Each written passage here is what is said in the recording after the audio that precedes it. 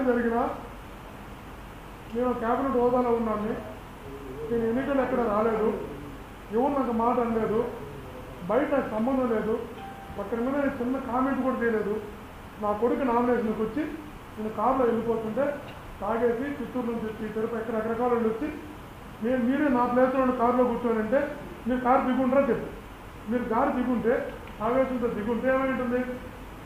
నిస్కారణంగా కొట్టారు, పార్టీ జెండాలతో కొట్టారు, రాళ్ళతో కొట్టారు, రకరకాల దాడి చేస్తున్నారు. అయినా మా డ్రైవర్ చెప్పారు, ఒరే నేను కానీ దిగితే వాళ్ళు ఎవరైనా తెలియకుండా రాళ్ళు పడతాయి పైన, ఒకసారి రాళ్ళు నా పైన పడితే సరే నా పైన పడితే నాకు 4+1 జన్మించు హైయెస్ట్ భద్రతలో నేను ఉండా.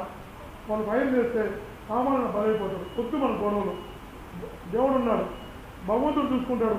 ఇంటిదా కాకపోతాడు కారు మీకు వెళ్ళిపోయింది, అయిపోయింది కదా. కానీ తర్వాత ఏమైంది, నేను ఒక్క నరసేన ఒకరిని వెళ్ళి పంపడా అవి వదిలిపెట్టాను. వాళ్ళ దేవుడు ఉన్న సామాన్యులు పోతే భగవంతుడు ఉన్నాడు.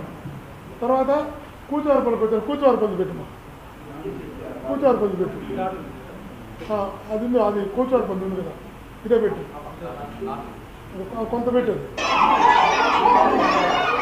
ఈ కూచారుపల్లి.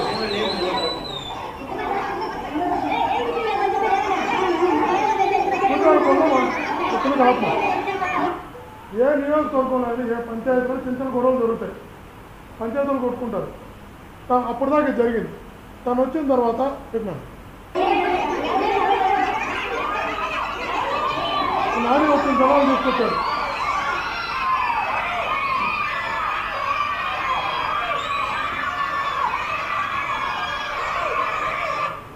వచ్చాడు, 2 కార్లు దగ్గర పెట్టారు, ఒక ఇల్లు దగ్గర పెట్టారు.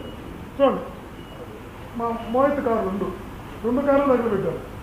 తర్వాత ఒక కారు పగలు కొట్టారు, 2 కార్లు తగలు పెట్టారు, ఒక కారు పగలు కొట్టారు, అతను ఇల్లు తగలబెట్టారు.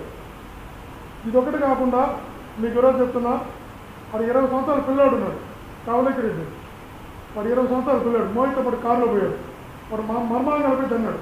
తనే నాన్నగారే కారులో దిగి తన మర్మాంగాలపై తన్నాడు.